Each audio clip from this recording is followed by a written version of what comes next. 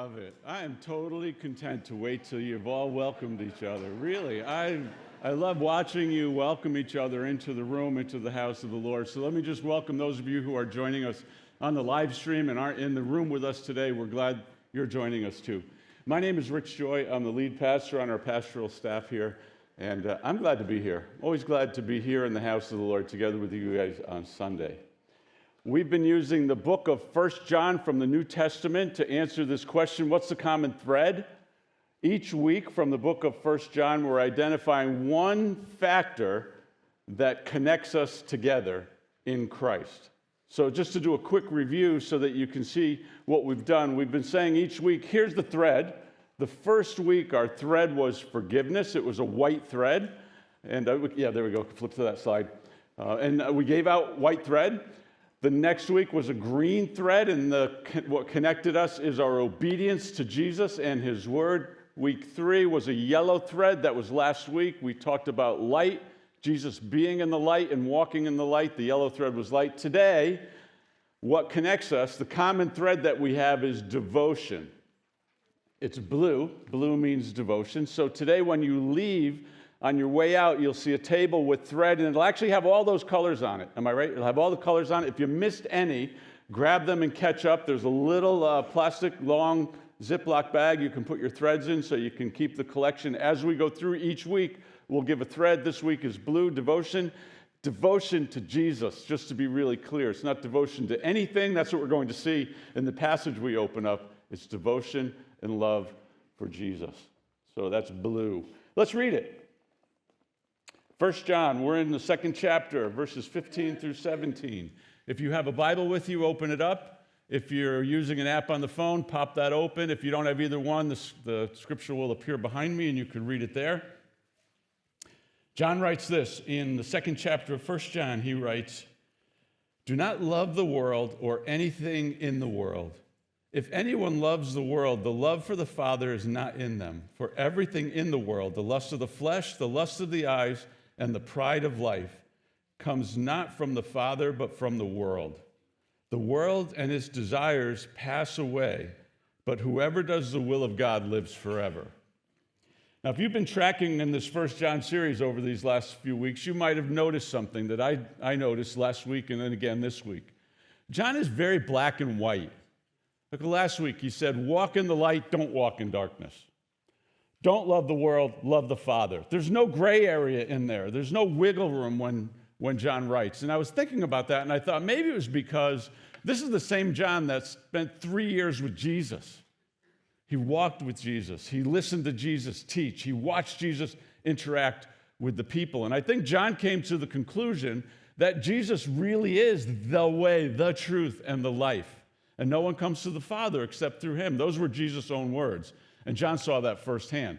So I think what he came away with was the confidence to say, Jesus is the light, the only light. Don't walk in darkness. Jesus is the only one worthy of our love. Let's love him. Let's not love the world. And it makes John sound very black and white. The danger for us is that we can have a tendency to turn black and white things into a list of rules. We could go through 1 John and just create a list of do this, don't do that, do this, don't do that, do this, don't do that. John saves us from that. As we read through the entire book of 1 John, we're going to see the word love over and over and over. Love the Father, love Jesus, love your brothers, love your sisters, love each other, love one another. So John's writing is really not about rules. It's all about love. It's about loving the Father and loving each other. You think maybe he heard that from Jesus too when he walked with him?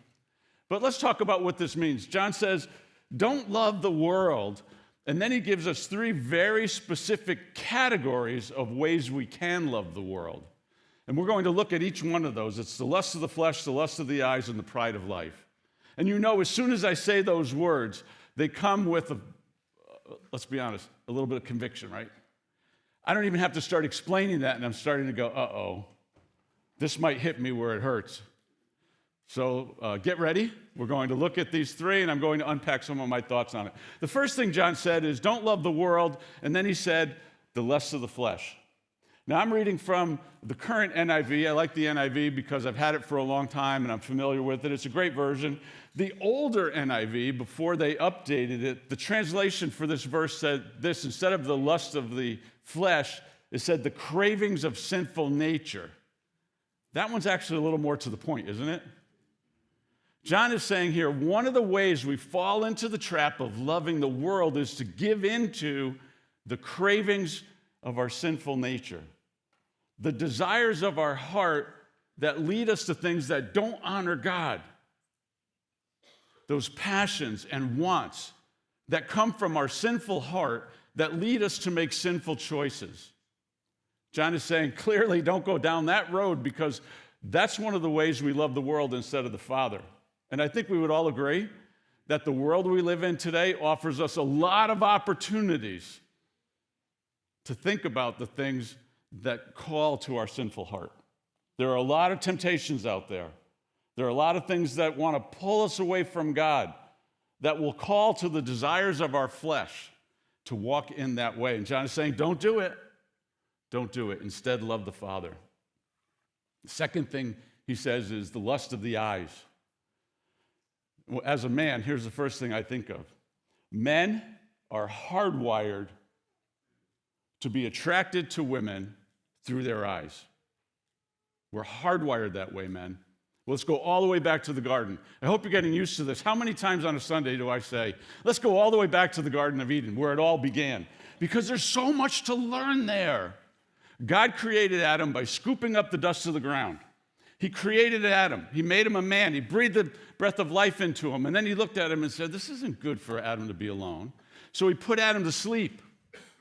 And while Adam was sleeping, he removed a rib, and from that rib, he created Eve. Now, when Adam woke up and opened his eyes, he took one look at Eve and he went, whoa, man. So we call her woman. Adam was immediately attracted to Eve by what he saw. He went, whew, that looks good. Hardwired. God made him that way, and it's a good thing. We're designed like that. Women are designed differently. But men, when we hear this lust of the eyes, that might be the first thing we think of. Be careful what we set our eyes on, because that triggers certain things in our minds and hearts. But so that we're not just talking to men, I think this statement also is broader than that. I think this statement is saying this: don't love anything you put your eyes on and you say, I want that. This world presents us a lot of shiny objects and says, you should have this, it will make you happy. That we see something and we say, I got to have it. It might be a bigger house. It might be a new car. It might be the latest model of cell phone. We look at that and go, oh, mine's so outdated. I got to have that one. It might be clothing. It might be shoes. It might be food. It could be anything. There are so many things in our world that we could set our eyes on and go, I got to have that. I've got to have it. For about the last, I'll just say year. I don't know if that's the right time frame, but Heidi and I we've had 3 cars, and we're 2 drivers. So it occurred to us a while ago, we didn't need 3 cars for 2 drivers. We thought we'll sell one. So just a few weeks back, we sold a minivan we've had for about 8 years. Sold it, cash in hand. And I also have a 2014 pickup truck. So we have this cash in hand and a 2014 pickup truck, and we're thinking, if we sell that too, we can take the money from that, put it to money from this, and get a somewhat newer pickup truck. So I started shopping around for trucks that were a few years newer, and I actually sold my truck. Last Sunday after church, I went home. Someone came and bought it. As it was pulling out of the driveway, I went, I don't have anything to drive. What do I do? So shopping hard for a truck now. But here's the thing. I want to be honest with you about this, what could happen to me. I start thinking about a new truck. I start thinking about a little bit newer one with more features than I first thought. I start thinking about what it would do for my heart if I had this really nice truck. And I actually can start worshiping the idea of a new truck. It becomes much bigger in my mind than it should be. It becomes much more valuable. And I have to be careful that it doesn't become more of a love and a desire and a pursuit than Jesus is in my heart.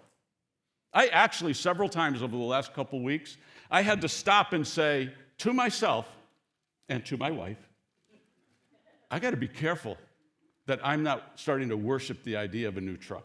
Look, there's nothing wrong with me upgrading the truck. There's nothing wrong with us selling those two vehicles and trying to get something a little bit newer. Where it gets wrong is if it takes a spot in my heart it shouldn't have.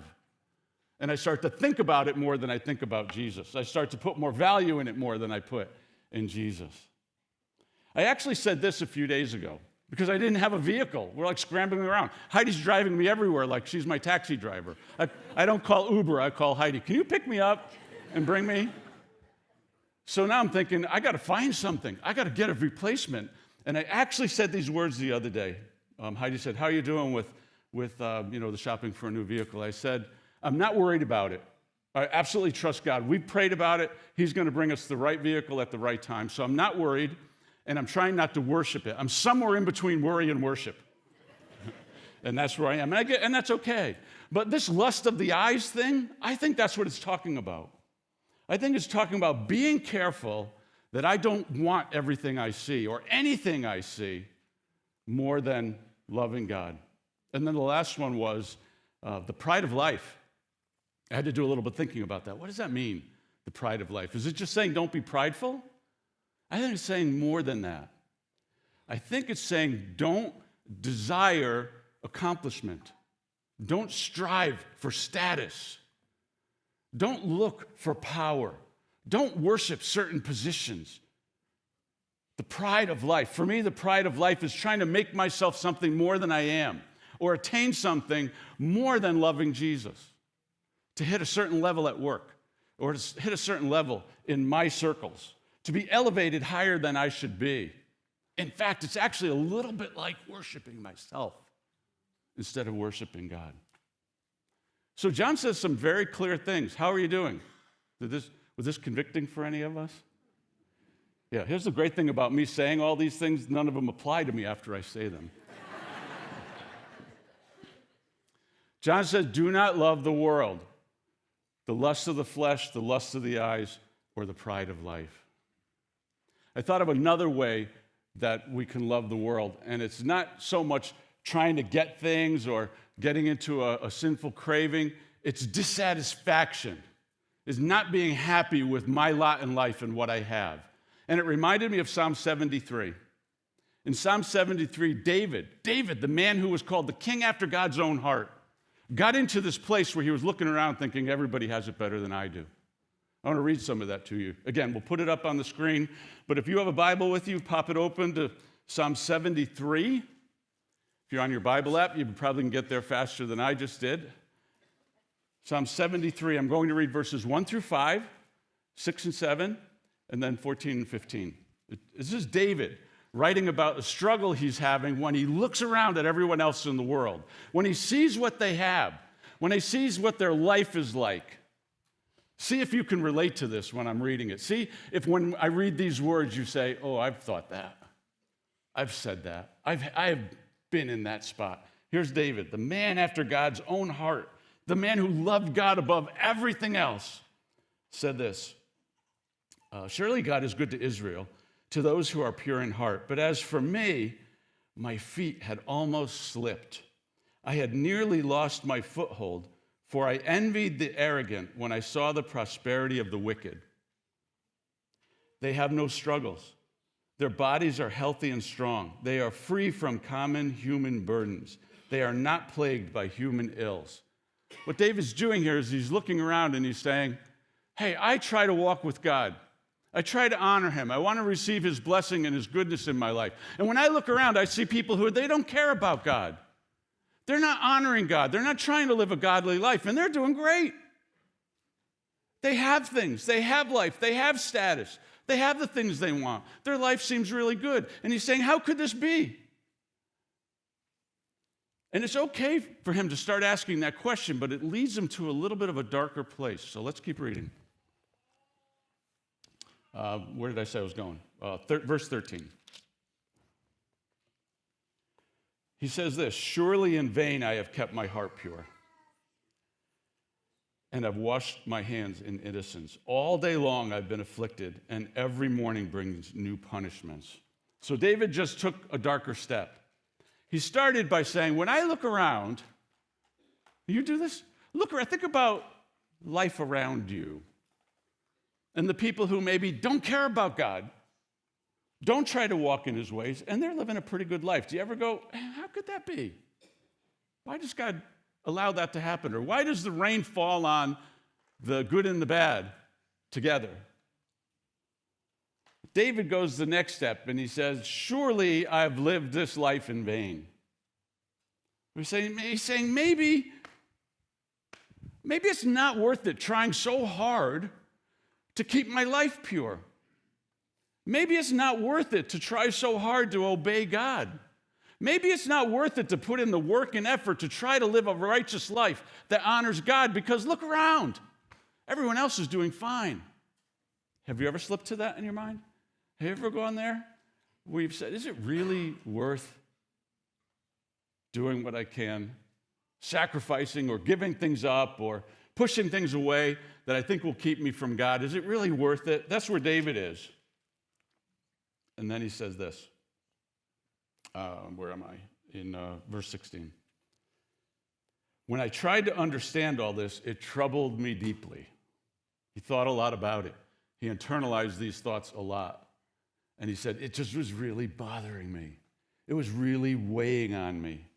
I tried to understand it. I couldn't figure it out until, verse 17, until I entered the sanctuary of God, and then I understood their final destiny. David is saying here, okay, here's what happened. I went into church like you came in this morning, and I remembered something. I gained my perspective. I got my stability back because I remembered the blessings of God in my life are worth way more than all the things of this world. He was struggling because he was looking around saying, everybody gets to enjoy the things of this world, and I have to deny myself. And then he came back to his senses and he said, wait a minute. The blessings of God are worth way more than that new truck. The blessings of God are worth way more than having a better house or new clothes or nice shoes. The blessings of God are better than moving up in status, than ruling over. And he said, long-term perspective, what's waiting for me as I follow Jesus is an eternity with him in heaven. And here's really what this whole thing comes down to. That's worth more than anything this world can offer. Anything. And sometimes I forget. Sometimes I forget that what's waiting for us in forever is going to make the shiniest thing in this world pale by comparison. That just the blessing of having Jesus in my life, if I had nothing else, absolutely nothing else, just having Jesus in my life is worth more than everything this world has to offer. It's easy to forget that because this world is right here. And Jesus is a quiet whisper in the back of my mind that I've got to tune into like David did. He said, okay, hold on, brain. Hold on, heart. You're getting misaligned here. You're tipping out of balance. The truth is, walking with God is way better than walking in the ways of this world. And that's what John meant. And I said this last week about darkness and light, that we might read when John writes, walk in the light and not in the darkness, we might hear this. Stop walking in darkness. You better walk in the light. When it isn't at all how he wrote it. If you could hear Jesus calling, he's saying, come walk in the light. Come be in my light. And if you walk in my light, you won't stumble in darkness. So let's hear this one the same way. John said, don't love the world or the things of the world. Instead, love the Father. Because if you're loving the things of the world, you're squeezing out the love of the Father. That's what it meant when he said, if you love the world, the love of the Father's not in you. Why? There's not room for both. You don't have enough room in your heart to love the Father and the world. So John is saying here, love the Father. Walk in Jesus' love. It's way more worth it than loving the world. In the YouVersion Bible app that I read, I watch the video and I read every day. One day this past week, there was a reference to Solomon in the book of Ecclesiastes. The first chapter and the 12th chapter were verses that were referred to that day. And it reminded me this. Solomon in his day had everything. Everything. Because when God asked him what he wanted, he didn't ask for things, he asked for wisdom. And God was so pleased by that, he blessed him with wisdom. And because of that wisdom, he amassed great wealth. So here's a man who probably was the wealthiest man on the planet when he lived. And you read the book of Ecclesiastes, you know what it's full of? What a waste all that stuff is. Chasing after money is like chasing after wind. You can't catch it. And when you do, it just goes through your fingers like sand. He comes to the conclusion, what's the point? Really, what's the point? This is a man who had everything the world could offer. And his conclusion was, it's all meaningless. And it reminded me that that's true. That's true. Loving Jesus is way more valuable than loving the things of this world. Jesus himself said this, I came to give you life to the full. I came to give you life to the full. But then he also said, a full life is not made up of the abundance of possessions. Okay, then what is a full life made up out of? Jesus came to give us life to the full. It's not going to work to try to fill that life up with all the things this world has. So what did he mean? He meant, I came to give you fullness in here, full of my love, full of peace, full of joy, full of contentment. That's life to the full, not amassing many things. The truth is, many of the things of this world bring us pleasure. I mean, I can't wait to get into that new truck and drive it away. It's going to be a blast. But in a couple weeks, it's going to not be new anymore.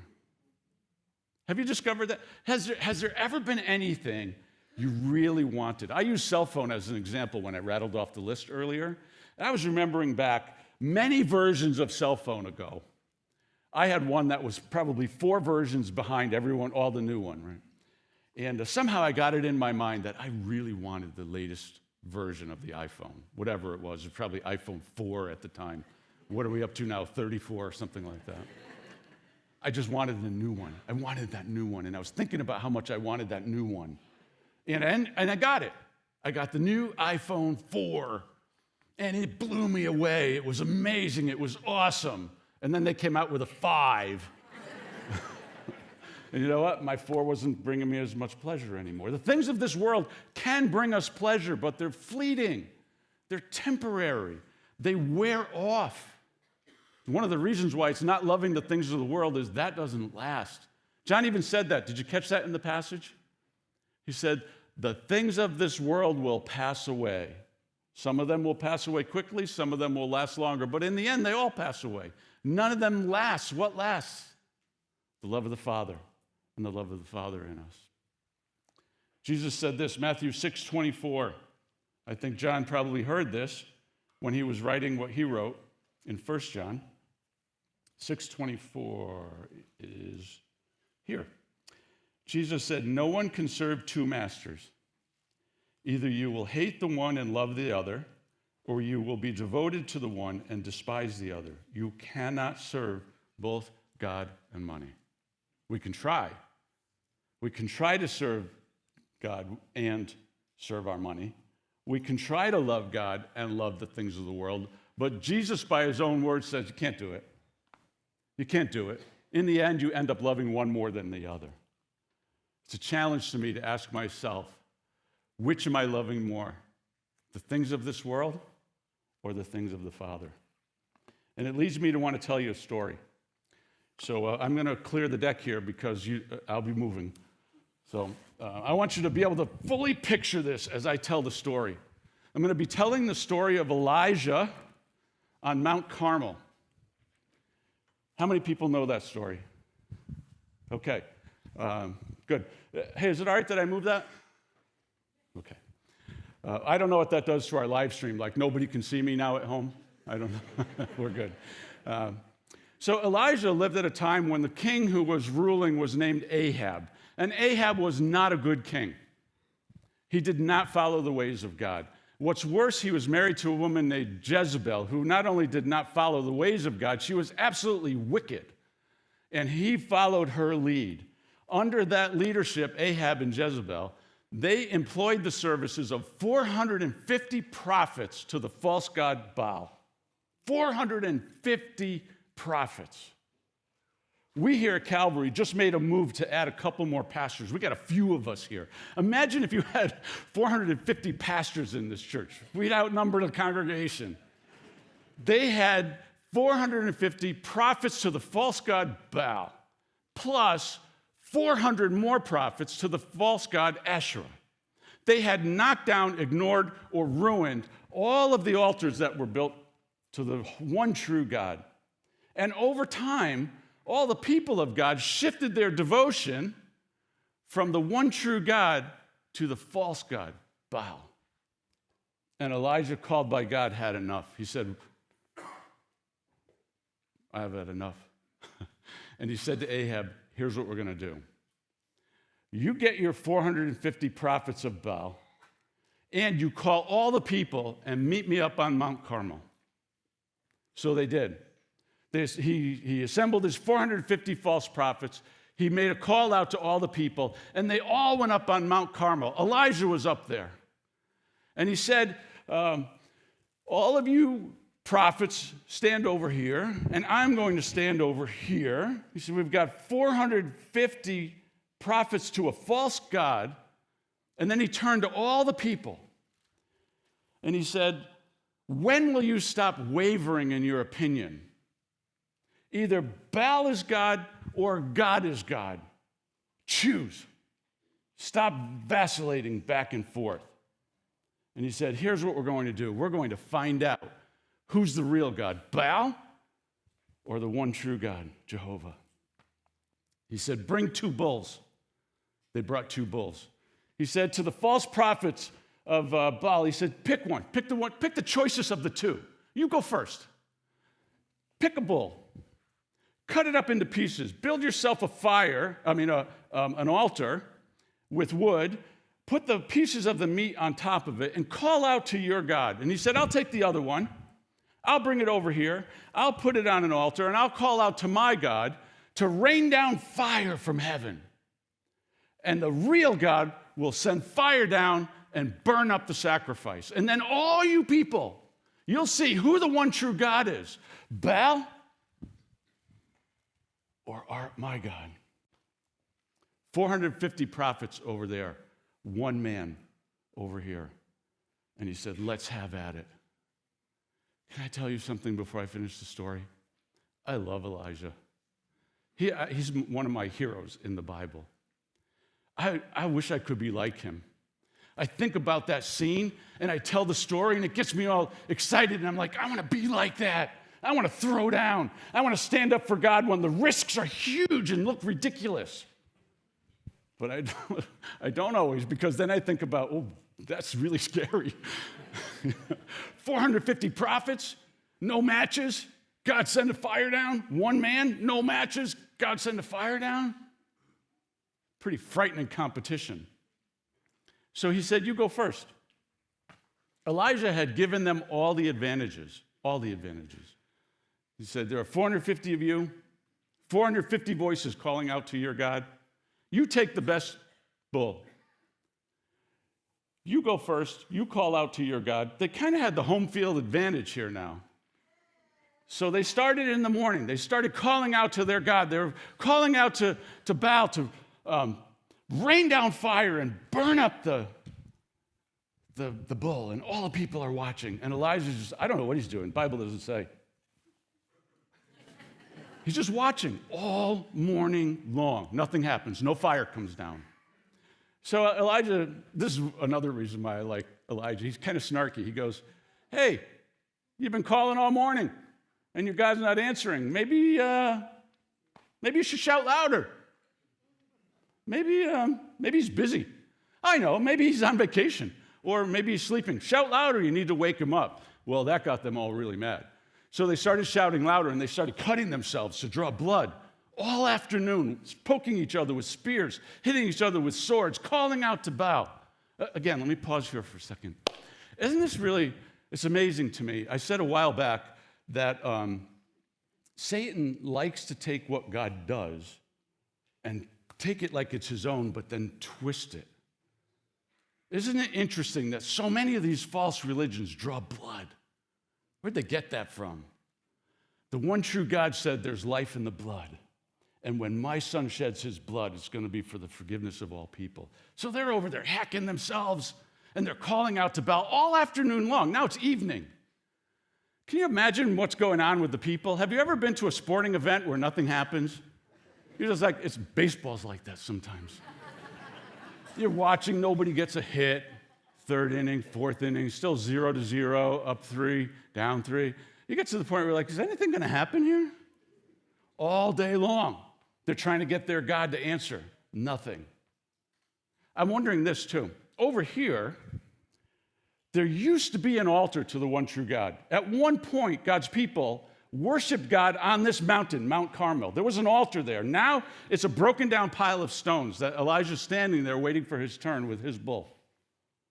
I wonder how many of these people, they're watching this thing go on all day long and no God answering, and they glance over and they see the pile of stones. I wonder how many of them went, what did we do? What have we done that we would walk away from our one true God for this? So this goes on all day, and Elijah says, enough is enough, it's my turn. He takes those stones that used to be an altar to God, and he rebuilds them, 12 stones, one representing each of the 12 tribes of Israel. And he rebuilds the altar. That's the first thing he does. First thing. He rebuilds the altar of God. He reestablishes a place of worship. And then he piles wood on top of it. And then he cuts up the bull, and he puts that on top of it. And then he digs a trench, a deep trench, all the way around it. And he says, go get 4 large jars of water and pour them over that. Now, I want to remind you, there was a drought for 3.5 years. I don't know how far they had to go to get water. They were on top of a mountain. It hadn't rained in 3.5 years. He sends them to get 4 jars of water. They come back, they pour it on there. He says, do it again. Go get 4 more.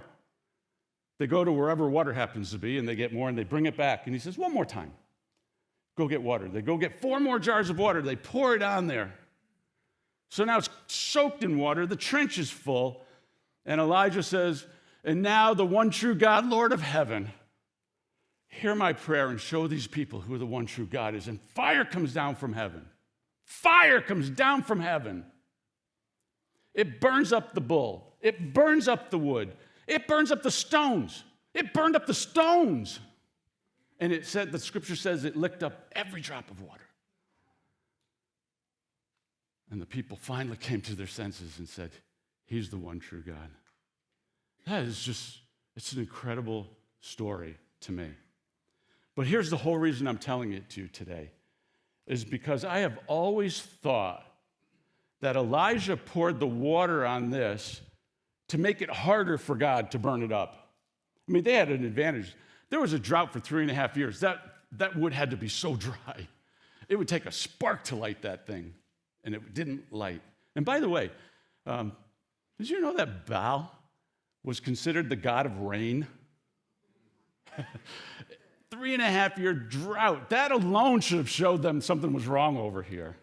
So, I always thought they dumped those 12 large jars of water over this so that when fire did come down, people would go, that was wet wood. Those were stones, and that all burned up.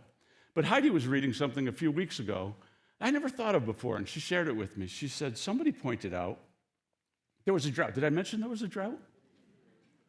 There was a drought for 3.5 years. How valuable do you think water gets in a drought after 3.5 years? More valuable than gold. If there's a drought, I'd rather have a gallon of water than a block of gold. It's possible that Elijah was pouring the most valuable thing he could think of on that altar. It's possible Elijah was bringing an offering to God. That it wasn't just, let's get that wood wet and make it harder for God to light it. Everyone there would have gone, 4 jars of water? 4 more? Are you crazy, Elijah? Do you know how much that costs? Do you know what that is worth? To pour that water on that pile before it gets burned? And then it all got burned up. So that spoke to me about devotion. Let's bring this full circle all the way back around. 1 John says, do not love the world or anything in the world. If you do, you're squeezing the love of the Father out. Love the Father. So I want to ask you today to think about, is there anything in your life right now that you're holding at higher value than the Lord? Anything. An idea, a goal, a thing, a desire. If there's anything in your heart that you say, oh, I could be loving this more than God, I want you to bring it to that altar, just like Elijah had the water poured. I want you to put it on the altar of God today and let him burn it up. Just let him burn it up. So take a moment now, close your eyes. And in your mind, just between you and the Lord, I want you to identify that thing that you just want God to burn up in your life. Say, I don't want to love this thing anymore. I don't want to love it. I'm going to lay it down before you. Burn up every drop of it, Lord, from the desires of my heart. Or maybe you're in a place where, like Elijah poured that water, and it was such a valuable offering. There's something you want to bring to God as an offering. You just want to say, God, this is my offering. This is my gift, coming from my heart of love and appreciation for you, and I want to lay this down and give it to you. Come to his altar. Lay down that thing that's on your heart and let him burn it up.